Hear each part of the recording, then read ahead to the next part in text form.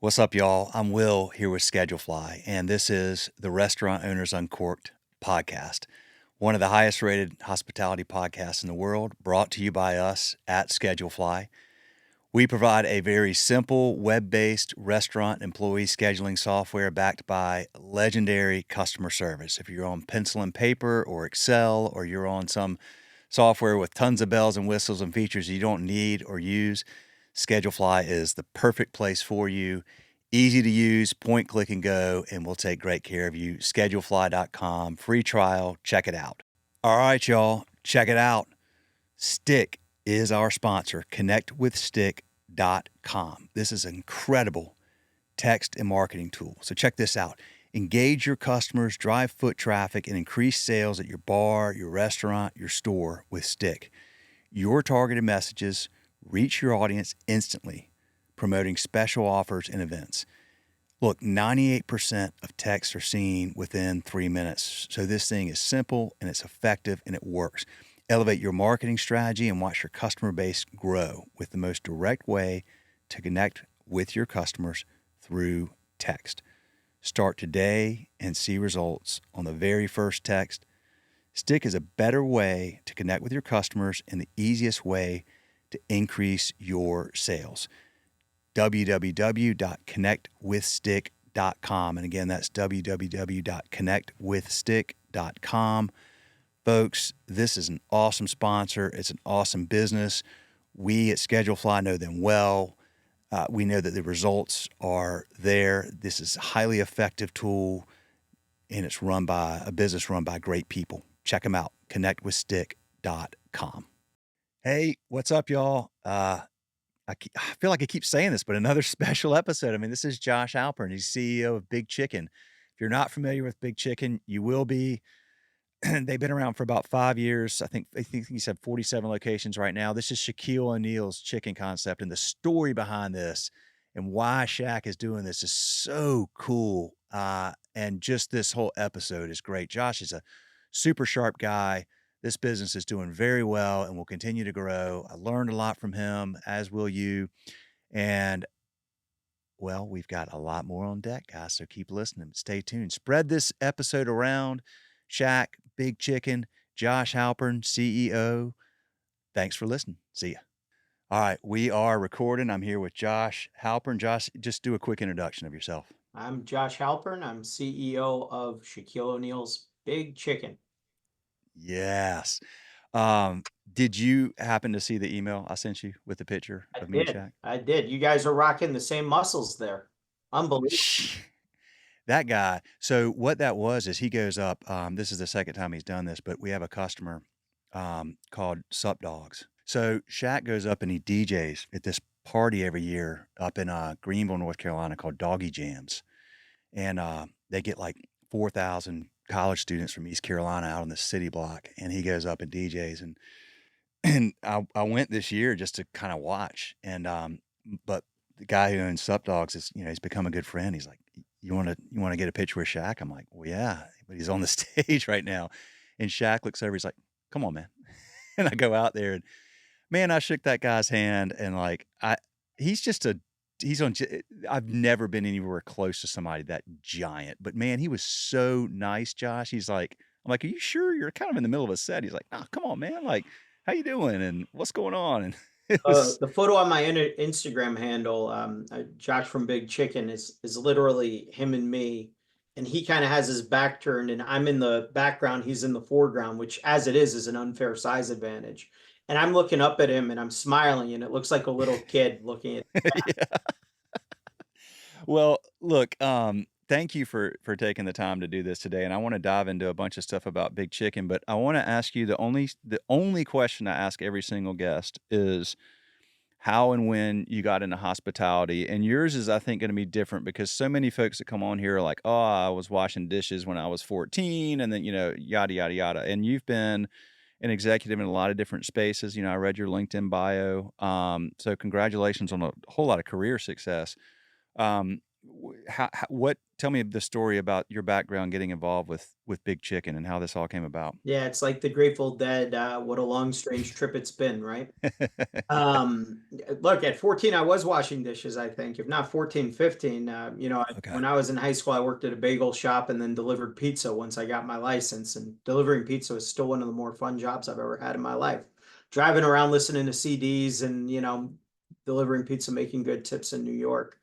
But in my career, I worked for big CPGs. I worked for Procter and Gamble and Clorox and Reckitt Benckiser and Anheuser-Busch. And when I was at Anheuser-Busch, they asked me to take over the U.S. on-premise business. And on-premise is anywhere where you would drink a beer on the premise. So every bar, Yeah. restaurant, nightclub, stadium, hotel, etc. And I realized how much passion I have for the channel, right? At the end of the day, if you grow up in sales and marketing the way I did, you have to do a form of hospitality. And Yep. when I took over US on premise, we had years of market share decline prior to me coming in. And I come in theory, I know nothing. I'm the guy from outside the beer business who called on Walmart and 7-Eleven and all these off premise chains. And I just asked one basic question to all these restaurant groups, like, what are the three things that keep you up at night? And I sat there with my little notebook, writing them out, and I was ridiculed for this thing. And once we had 250 people response with 750 answers, we learned that there were exactly five things, right? And it was traffic, check size, innovation, server training, and commodity costs. And then we said, well, what do we know about traffic as a company, right? And they were like, well, what do you mean? We have $2 pint specials at every bar on the block for happy hour. Well, got it. Why would someone go to Will's bar versus Josh's bar? Well, what do Mm, you mean? $2 pint specials every bar on the block. Well, that's why they're coming to the block, but why would they go into Will's bar versus Josh's bar? They would just stare at me, right? And I said, okay. So we don't really know how to drive traffic, right? Check size. We'll just get them to drink more beer. Ha ha ha. Okay, what do you guys know about food? They didn't. What did we know about the service experience? We didn't, right? And then when we got to service, we found out craziest stat, it's my favorite stat. 97% of servers under the age of 40 don't actually believe they work for the restaurant they work for, right? They say, mm, we're mercenaries for hire. We're here to grow our bottom line. Food service is just a stepping yeah. stone, right? So we actually had to start teaching people, all right, so you're here for you. You're here for your tips. Yeah, I'm here for my tips. All right. Can I show you $50 worth of tips you left on the table tonight? What? What do you mean? Do you want the hacks or not? Because I could literally teach you how to go from $80 on your shift to $130 on your shift right now. But you got to do a few things. Yeah. You're like, okay, teach me because that's really important for my brand. So we started to piece this whole thing together, and then through that, I basically partnered with a group called JRS Hospitality to do a bar called Beer Park by Budweiser. They owned it, but we helped with the branding Okay. in Las Vegas. And at the end, the JRS guy said, the R. Perry Rogers is Shaquille O'Neal's agent. And he said, if we ever do a business with Shaquille, CPG, restaurant, or retail, you're going to have to come do this with us. And it was a joke for 5 years until it wasn't. And here we are. Okay. Okay. Oh man, there's so many things I want to unpack from that. First of all, the consultative selling like that is just brilliant. And I completely agree. Look, anytime hospitality is at the core of, like, should be at the core of any successful business, right? Whether you're selling food or you're selling shoes or whatever it is, making a customer feel welcome, known, appreciated, being intentional, being thoughtful, recognizing what's important to them, is massive. When you so you started going to these customers, and talking to them about the thing that well, not surprises me, but what was the percentage of servers that felt like they were not working for the restaurant, they were working for 97, themselves? 97. 97%. Yeah. So okay, I would imagine if I were a server, I mean, like, to me, that's like a salesperson who's got all the inventory and all the products right there, and you just have to be good at selling it, but you're really building your personal brand, as it sounds like what That's most what of it those is. servers were. In fact, Yeah, when you start talking to bartenders, they'll tell you if I left Will's bar and went down the block to Josh's bar, all of my regulars are coming with would because they're would more come loyal with. to me as the bartender than to the bar itself. And that's Mm, genuinely what they believe. Now, whether that's fact or fiction probably depends on the circumstance, right? But that is their belief structure. And if you think about staff not from the position of a labor cost, not from the position of this thing on my P&L, not from the position even of a salesperson, if you view your staff as they're here to do a brand collaboration with us, mm, holy cow, so many things change, right? About how you view that resource, right? There, we've all seen the staff member. We all get the guest review where it's this staff member was a jerk and I hate you and I'm not coming back, right? yeah, right, right. Your brand and their brand aren't jiving together for one reason or another. The more you can build that brand synchronicity, the better off you're going to be. Yeah, and the challenge with the servers feeling that way is that then I mean, how do you build culture around that? You know, what you're talking about is really building a very clear, defined, cohesive culture where everybody feels like they're a part of a team and they're in this together with the people running the business, not just as you said, I mean, I think that's a great term. They're not just mercenaries for hire within No, that but business. it's Now that it's a different take on culture, right? Gen X culture, workplace culture was I have a boss, he has a boss, he has a boss. I go up this hierarchy and off we go. yes, right. Gen Z organizational culture is DAO based thinking, right? Decentralized autonomous organizations, right? Mm, So the ability for us to say, hey, you're on the line. What can we be doing differently? Right? mm, Hey, you're talking to our guests every day. What are the crazy modifiers they ask for on the menu? Right? Do any of you guys have any ideas for how we can build this thing different? Right? Um, Talking to your folks and letting them really collaborate with the brand is critical. top down versus bottom up, guy on the ground. Like this is, yeah, okay. And really, it's not Respecting even that. bottom up. It's a full ecosystem. It's just an ecosystem. And how Yeah. and don't get me wrong, I would be lying to you if I said we live in this perfect ecosystem at Big Chicken or Yeah, yeah, yeah. restaurant business. But it's still the notion of how do you bring these folks in and say, all right, if I ask these folks, will you be with me in 5 years? The answer will be no. If I ask them, will they be here in 3 years? The answer will be no. If I ask them, will they be here in 1 year? People will tend. So we're here for a little bit together, right? We're here for a Mm. little bit together. How do we make sure that these brands grow together in the right way? Our brand and your personal brand. That's right. And how do we help you get to where you want to go Yeah, and next? look, there are brands, people don't even realize it. There are brands that you think about right now and you say, this brand is a part of who I am, right? Yeah, I know of people who say the only cars I drive are Fords, right? Or Yeah. every Friday night my family goes to Chipotle, or a million of those things, right? Mm. You're basically saying these brands and I are in this brand collaboration together. That's what loyalty has become. Loyalty is Yes. about true brand collaboration between yourself as a person and the company. Yeah, and so the customer's involved in this too. I mean, I think of when you say that personally, I think of Patagonia. I think of a brand that, Yep. stands for something that I believe in and that I'm loyal to and that is not about just making a profit, but,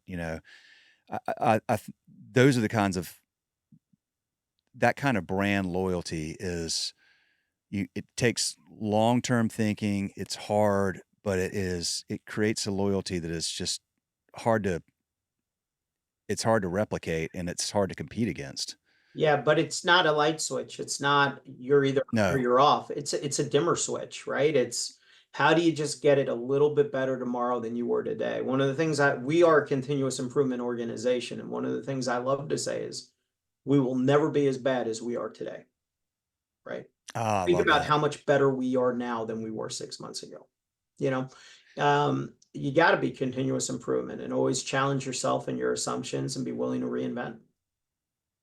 I read something the other day, Josh, and I'm trying to think of I may have seen it on LinkedIn, but basically this person was saying, okay, when you think of brands, if you think of, let's say Nike built a hotel, immediately you can think of like what that hotel would look like. I already But did if it. But the minute you said it, I was like, oh yeah, they would have a massive sneaker right when you walk in and artwork on the wall. And and the big swoosh and it would be clean and crisp, and then you say, okay, if Marriott built a shoe, what it would look like?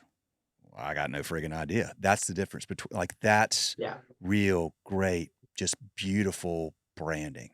Whether you're a fan of Nike or not, you have to admit they've done an incredible job. Well, But if Chick-fil-A created a shoe, you might actually be able to picture that. Or Chipotle because they've done it, right? And it made sense to people because people are so immersed in those brand cultures that they're willing to lean out and say, well, let's see what this is like.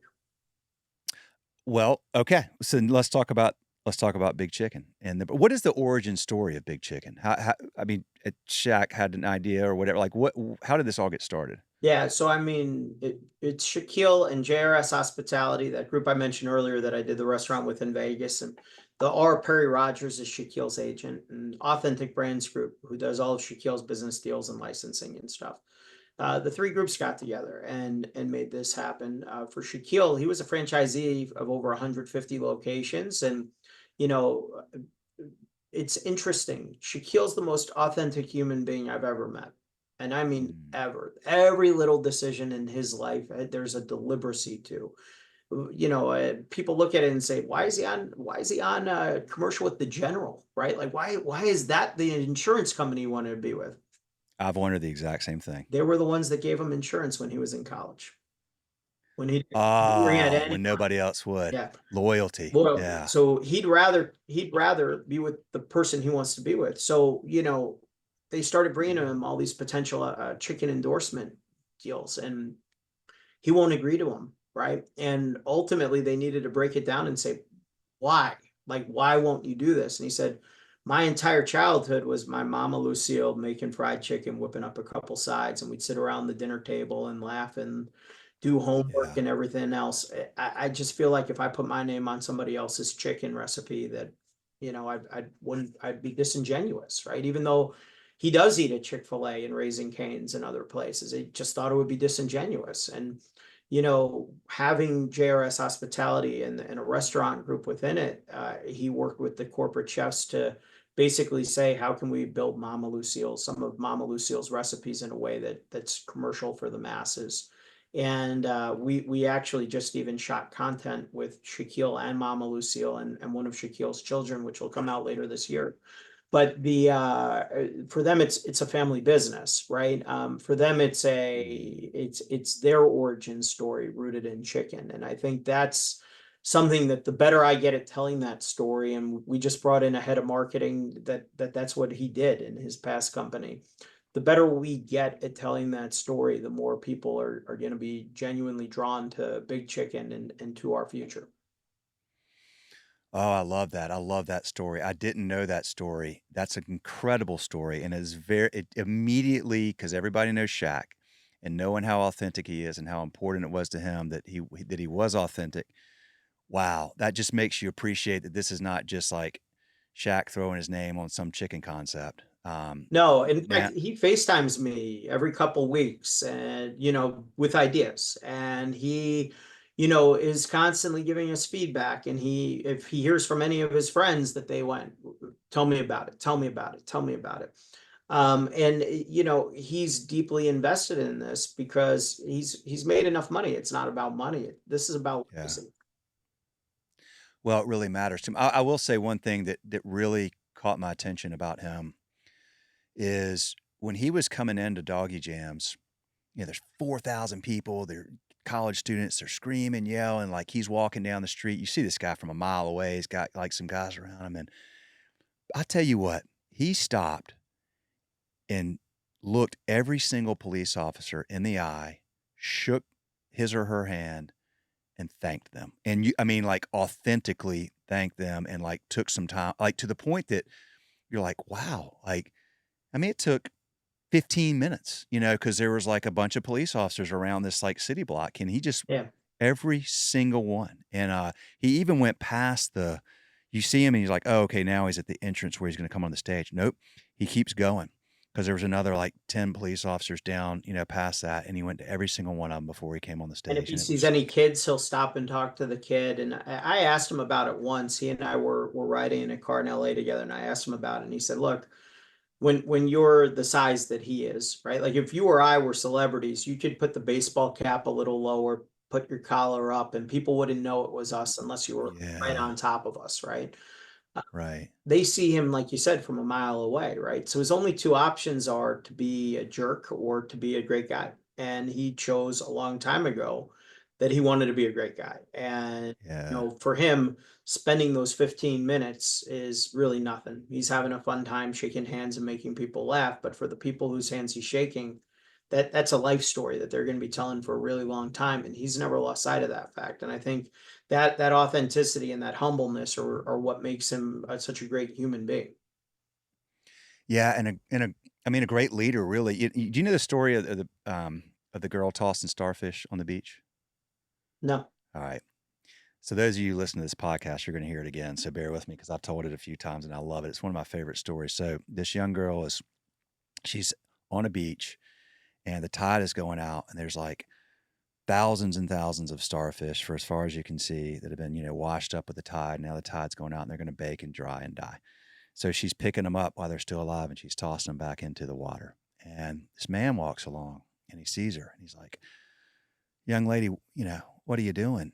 And she's like, well, I'm tossing these starfish back because, they're going to die if I don't. And he goes, yeah, but there's like 1,000 starfish I can see all the way down as far as I can see. Like, you can't really make a difference. And she picks one up, she tosses it in and she looks at him. And she goes, well, it made a difference to that one. And then he's like kind of inspired. And so then he starts tossing starfish. And then other people come up like, what are y'all doing? And the next thing hundreds of people are tossing and all the starfish get tossed back. It would all start with this, one experience that this one young lady provided for one thing, and that kind of thing. When you're somebody like Shaq, people look to him as, a role model and they look to him as an example and they look to him as a leader, whether he wants to be or not, he is. And so I guess my point is it's very refreshing that he operates that way because when you see that, like when I watched that, it did a little something inside me. I'm like, man, like that guy could have just blown by all of them. Like that's Yeah, really cool. And it just inspires you, you know? it does. And it allows him to be himself, and it allows people to be more tolerant of his imperfections because no one's perfect and a million things. He's the exact guy you hope he is, and that's what makes him great. Okay, so how many locations do we have with So Big Chicken between right now? brick and mortar and non-traditional locations, we today are at 47 locations. 47, and how many will you have a year from now? Oh man, I don't want to give forward facing numbers. We're building every single month, and we continue to add non-traditional venues. We continue to add franchise locations. We continue to add new franchisees. One of the interesting things about working with Shaquille is I have 99 problems no one else has because of them. 99 things done for me that no one else gets because of them. So a Yeah. year ago, if you had told me we would have a deal signed for Central America, I would have been like, yeah, okay, that's on a bingo card for a 5-year-old brand. And here we are. Next year we'll open our first restaurant in Honduras and everything else. So we don't really get too far ahead of ourselves. That said, we of course we have 1 year, 3 year, 5 year plans, but I don't make forward facing number projections or anything like that. We're working with every one of our franchise groups. We're adding new groups into the system. Our goal is to create the right stores with the right people.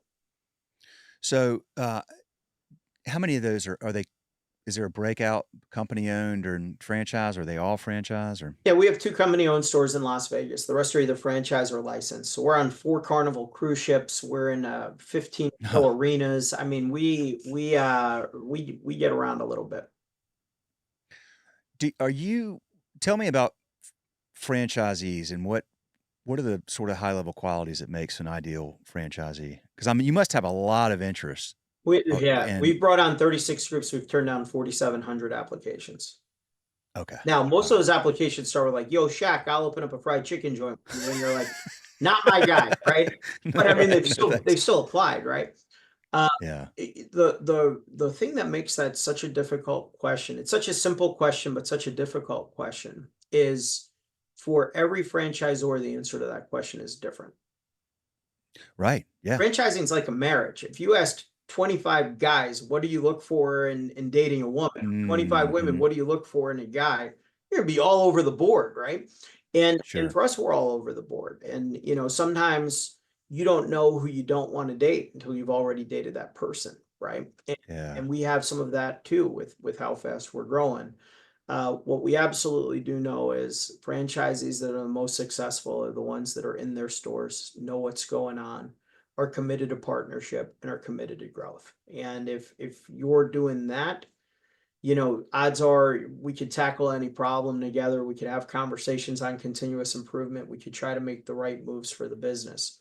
The ones that sit in the tower hoping to see the check roll in at the end of the month and are saying I'm not really going to follow the system and I'm not really going to participate in the improvement of the system, they're the ones that struggle more.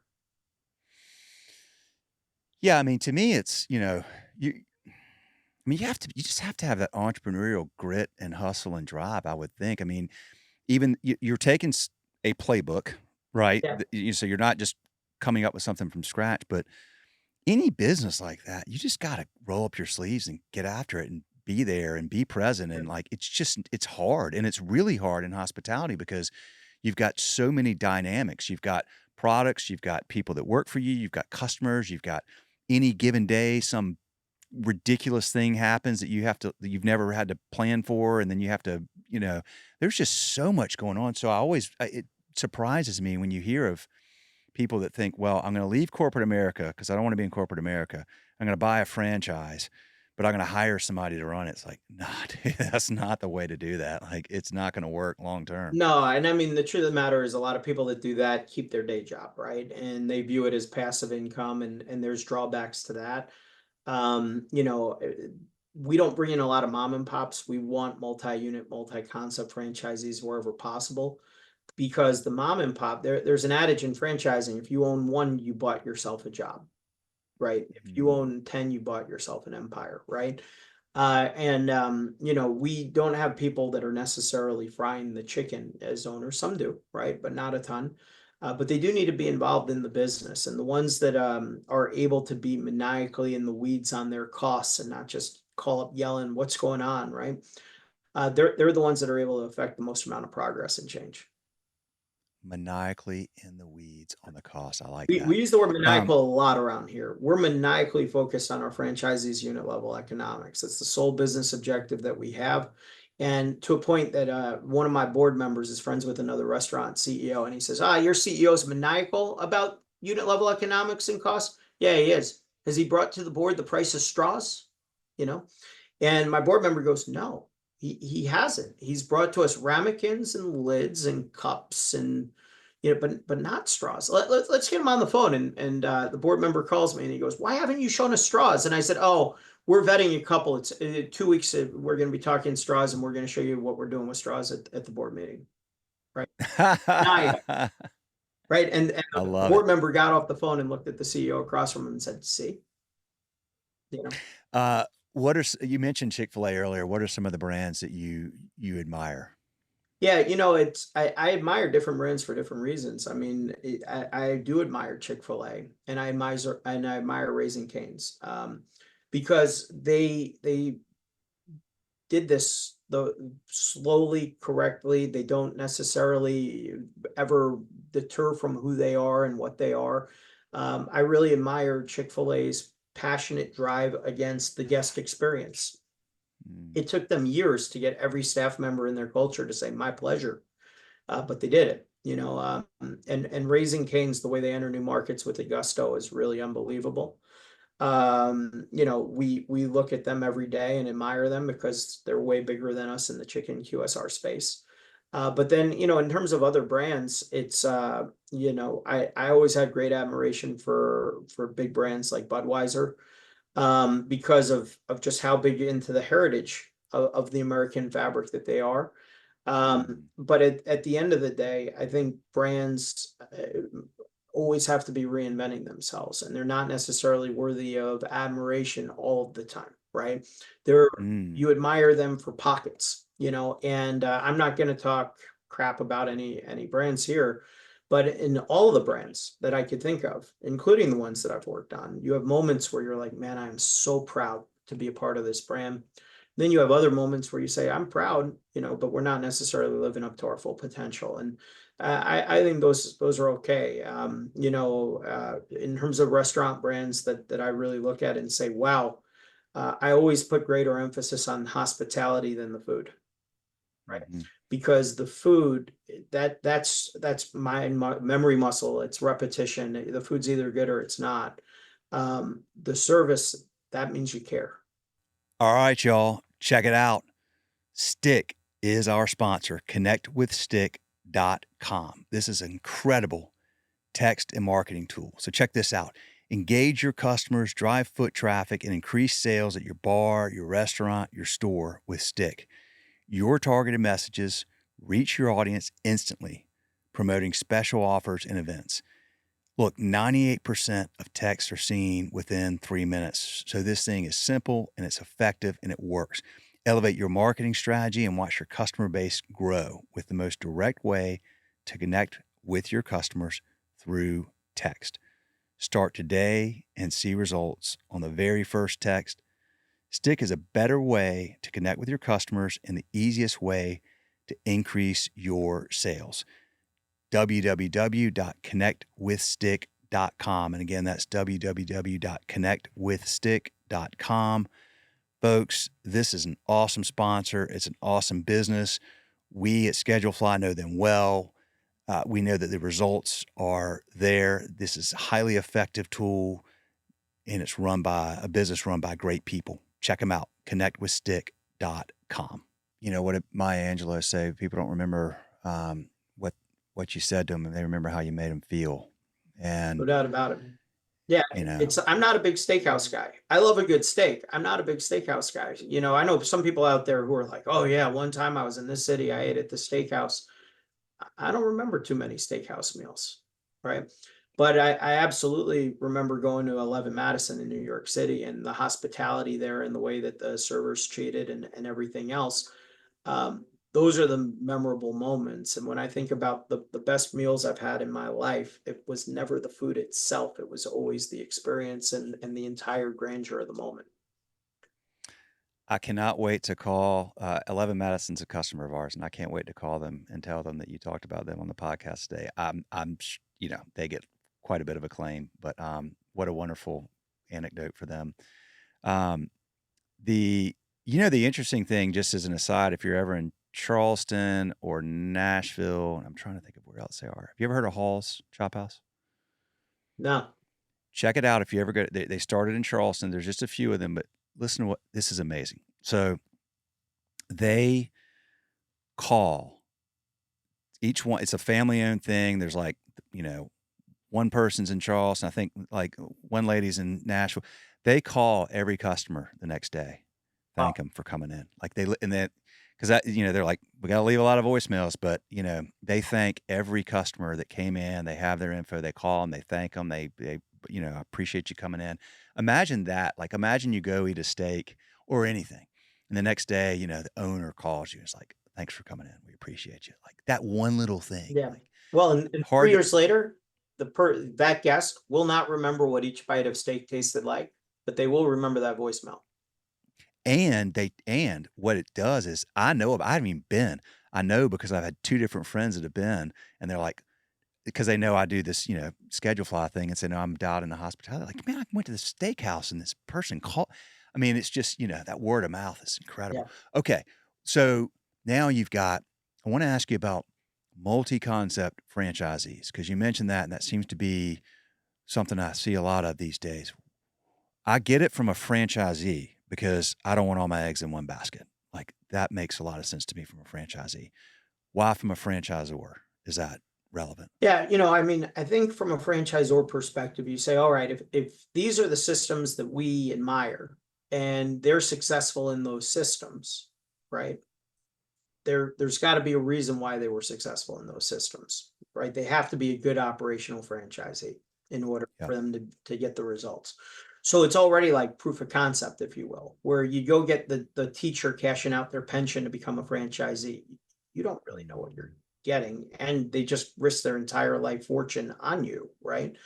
The drawback though to it, and it's funny, it took me a year to figure this out, and then I finally figured it out. When you look at every problem you have, and franchisor franchisees, there's always built-in natural tension in the relationship. It's a marriage, right? You may love your wife, but there's a built-in natural tension at times, right?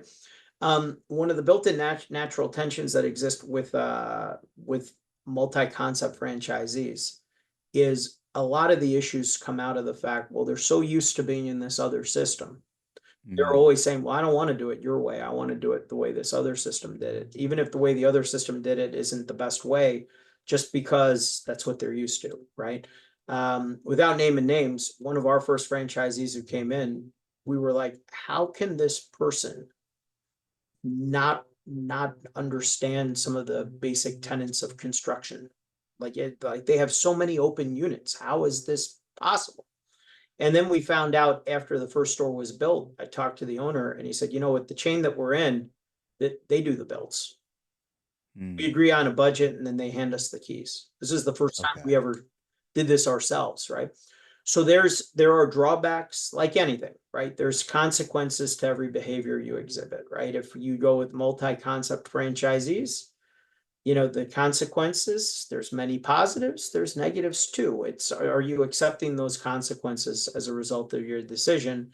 And are you learning from those consequences, right? So then we started to say, okay, if we're going to bring on multi-concept franchisees, let's make sure they understand this before we bring them into the system moving forward, right? Yeah. We have other franchisees where there's no local marketing obligation. You know, you just give a bigger fund to corporate and corporate manages everything for you. And then once a quarter or month, they sit with you and say, this is how we spent your marketing dollars. So we had franchisees out there that weren't spending any marketing dollars. We're like, well, why aren't you spending marketing dollars? You need to be spending marketing dollars. And they're like, we've never had to spend. We don't know, right? So, you know, like anything, there's drawbacks, there's advantages, there's disadvantages. You know, it's are you just following your decision all the way downstream? And if you can accept the consequences, good and bad, of the decision you're making, it'll be okay. Um, I want to talk a little bit about Opus, and only because, Rachel Nemeth at Opus connected the two of us. So you must, that's all I know. I don't know if y'all use them or if that's something that all We of your do. franchises use. Okay. Is that something that everybody has, or is it just something you offer? No, I actually needed that to be universal, so we pay for it for our Okay. franchises, right? Opus is for us, it's the future. It's so key to our 3-year plan because at the end of the day, going back to what we talked about earlier, Will, if it's about culture and it's about building Hmm. culture, how do you make sure you're training on culture every single day, Yeah. right? How do you, you know, it can't be in a loose leaf binder. 22-year-olds aren't going to read that loose leaf binder anymore. It needs to be digital. And it can't be some LMS training that you take once a year because Gen Z has like a 12-second memory and they're used to taking on content in TikTok type forms, you know, 2 minutes max, right? Yep. Not Yep. hour-long training modules in an LMS. So we really looked at this and said, and it's one of the key kind of beliefs that I have. We're all struggling across business verticals when it comes to the team because of the fact that you think about Boomer, Gen X, Gen Y, Gen Z, Gen Alpha is right coming up fast, right? Our antecedents are so different in terms of the life that we had, right? I'm Mm, 45 years old. When I went to college, I was one of 3 people on my freshman dorm room floor with a desktop computer. yeah. I'm 45, right? There's people 20 years older than me in this. I was one of 3. Everyone else was going to the computer lab. By the time I graduated college, almost everyone had a computer, right? Yep. Nobody Yep. had a smartphone, right? First 5 years of No. my career, if you got back to someone within 48 hours, you were on the ball. Today, Yes, you it's were. 48 Yep. minutes, right? So, Yeah. so, you know, the world has changed really, really rapidly, but here we are trying to train all these folks, right? And the Gen Xers are happy with the loose leaf binder, are happy to sit down once every 6 months and do LMS modules. Gen Z's not. Gen Z's 70% of our staff. So we had to evaluate training solutions that were truly gamified training solutions, kind of the TikTok of training, if you will. And we selected Opus because we thought it was half gamification, half operational training, and we thought that was the right balance for us. And Rachel and her team are great. So I mean, Opus, it really is a phenomenal tool. Whenever we start to see trends in our guest reviews, so we use Ovation for guest feedback. whenever we see trends in a store that we don't like, first question I always ask is, how trained are they, right? Like, have they done the training? Are there people in office Mm. every day? Those sorts of things. And normally the answer is no, right? And the stores that have less guest feedback that's negative, typically they're the better engaged stores that are following the protocols more. Tell me a little bit about Ovation. I just spoke with there's a growing concept. I mean, 15 locations called Biscuit Belly here in the Southeast, and they were telling me about Ovation. I had them on about a week ago. I don't know a lot about them, but I need to get connected with them. It sounds like because I've heard a lot of good things. Yeah, no, I mean, Zach Oates and I have got very close. He's the founder there. Ovation looked at guest feedback, and guest feedback prior had been like, fill out this 50 question questionnaire, and like you could get free Yeah, fries the next time you come in. And you're like, man, for $3, my time's worth way more than. With Ovation, it's literally like, you ever see the signs like in the airport where it's like, which one of these 5 smiley faces going from angry to happy best describes you right now, right? yeah. That's the first question. And then it asks you anything you want to share, just one open-ended question, and that's it, right? And as a result, you're not getting the Likert survey, 1 to 5 as much from them as you are from other places. But what you are getting is raw, authentic data, right? And Mm. it's really fascinating what comes out of it, because if I was doing the Likert scale stuff, it would be, okay, so my bathrooms are clean, cool, right? Like what do I do with that, right? We were able to identify through Ovation, for instance, for whatever reason, we struggle with sauce in the bag, right? At Big Chicken. And I think it's because our training team, we're so busy in the beginning, our training team leaves before we turn on third party, right? And as a Okay. result, it gets missed. Um, but you would have never gotten that through one of those big Likert surveys, Yeah. the 1 to 5 surveys. We got it through Ovation because hey, what's going on? And then you have the ability to have a two-way dialogue with the guest who's writing in, and if they give you a good review, you have the ability to bump that up. And we really talk with our stores on what's going on in their Ovation, and we actually each month on our franchise call share, here's the Ovation scorecard, right? So it's critical for us. Gotcha. Gotcha. Um, so what is, well, actually, let me ask you this.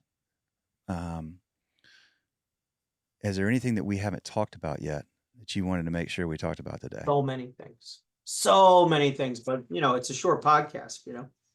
No, I mean, it's like anything. When you're growing as fast as we are, it takes a village, and we're really lucky that the village that we've built, which you're now a part of, is so critical. And that means having the right vendors like Ovation and Opus. It means having the right suppliers. It means having the right franchisees who are willing to say, let's have an honest chat about what's going on, right, with the business in both directions. You got to have that. It takes a village approach. It's a full ecosystem. Okay. Two more things I want to ask you about. Number one is, do you have a franchisee in Richmond, Virginia? Not yet. Why, you interested? Dude, let me tell you something. We started this business 17 years ago, and I started doing this podcast like 12 years ago when I had to beg people to come on this thing, right? Like, and that was back, you'll appreciate this. I had a $35 microphone attached to the USB port of my laptop. At the time, I had a BlackBerry, and I would put it on speakerphone, and that's how I would record a podcast, right? And I had to beg because everybody's like, "What the hell is a podcast? And why do you want to talk? Like what?" So it's come a long way, right? Well, here's the thing: when I started this thing, Josh, I was like, we have these cool customers and like all these independent restaurants. I'm like, man, I want to own a restaurant one day. Like that would be badass. Hell no. I don't have what it takes, man. Like I'm self-aware enough to know like it's an intensely tough job. It's an intensely rewarding job. But boy, you better have like there's just some thread of DNA that runs through people that get this right. I don't think I have it. I don't think I could deal with all the like maybe it's just too many moving parts, too many things could go wrong at one time. It was just like, I don't think I have it. So, but what I love about doing this podcast is I get to meet so many people that I kind of tip my hat and I go, well, I really admire you for doing this because I know how hard what you do is. And I don't think most consumers know how hard what you do is. And I think a lot of people have tried to start restaurants because they thought it would be fun and cool and then it didn't work because Like, yeah, it's fun and cool 1% of the time, but 99% of the time, man, it's hard, and you gotta really believe in what you're doing and the passion and the intensity and all that comes along with it. Like, you gotta be just cut out for it and wired a certain way. At least that's what that's my opinion, but the reason I asked you about Richmond is I know a guy, and so he's a multi-unit, multi-concept young dude. I have a lot of respect for him. I'll wrap with him afterwards and see if he knows about y'all and maybe connect y'all if you're interested, That'd be but great. I think he'd be really good at it. The other question I wanna ask you about is, this is just personal interest, but I see that you're in, like, into archery in a big way, it sounds I'm like. not actually, but it's Okay, what's the story there? yeah, no, it's I'm on the board of USA Archery, right? And I'm starting to Okay. get into archery. In fact, right now I know that the tape this will air in a little bit, not today, but like right now, the USA Archery is in the round of 32 as we speak. So I want to see how Brady Ellison does here. Oh, But years ago, I filled out something that basically said, "Hey, if the USOPC ever needs me, come ask." And I got a couple calls over the years about joining the board of an NGB, the national governing body. And about this time last year, I got a call from the guy who was trying to find independent directors at USA Archery. And the last time I shot a bow, I think I was 8 years old at camp, right? Um, yeah. but the sport is one of the fastest growing sports right now. A lot of people don't realize that. In fact, middle schools right now are starting to add archery into the gym curriculum at schools.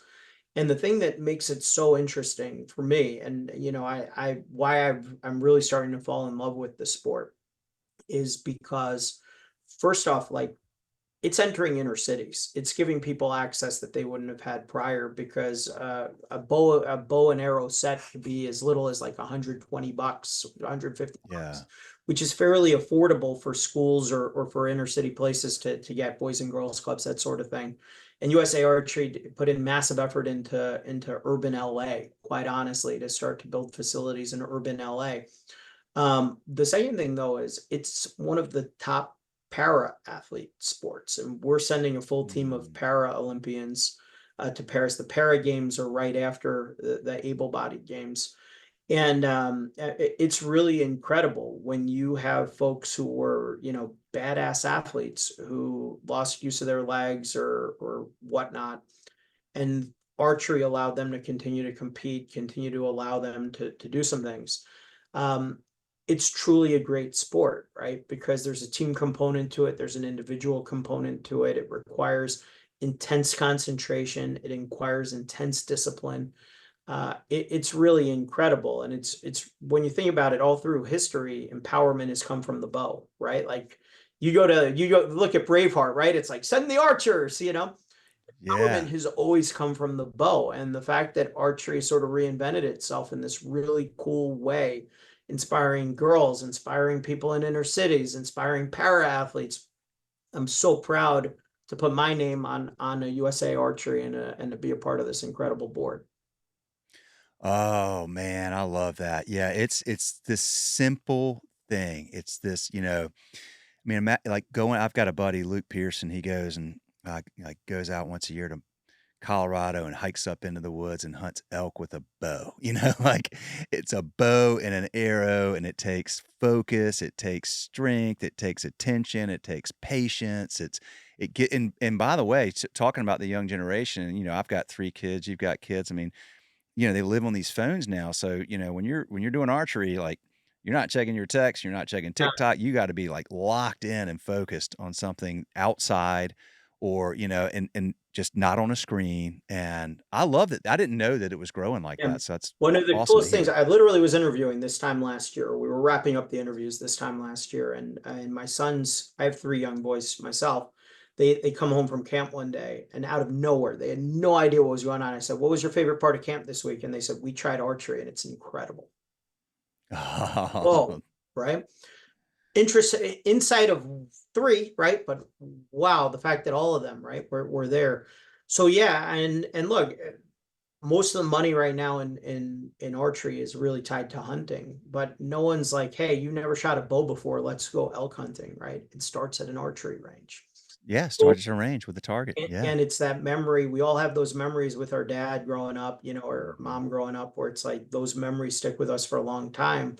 If you're part of hunting culture and part of bow culture, those memories with your parents when you're earlier at an archery range. So it's really cool. I'm trying to immerse myself more and more in the culture of it. And with the Olympics happening right now, you know, I just want to root for Casey and Brady and the rest of the team to bring home some hardware. It would be unbelievable.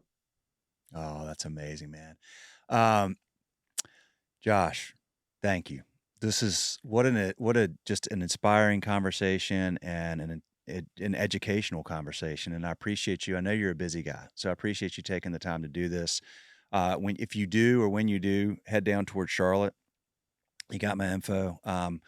Love to hang out. I live on a little farm in Waxhaw, just south of town, and I'm always around, and I'd love to see you. But in the meantime, thank you for doing this. Congrats on all the great success, and just man, just keep doing what you're doing. I really am glad we had this opportunity to talk today. Thank you. No, same. And our new head of marketing, he lives in Charlotte. I'm gonna have to get down there before too long. Would love to take you up on that, see the farm, and have a bud with you. So it'll be great. Oh, absolutely. Well, connect your head of marketing with me. Yeah, I'd Perfect. love to connect.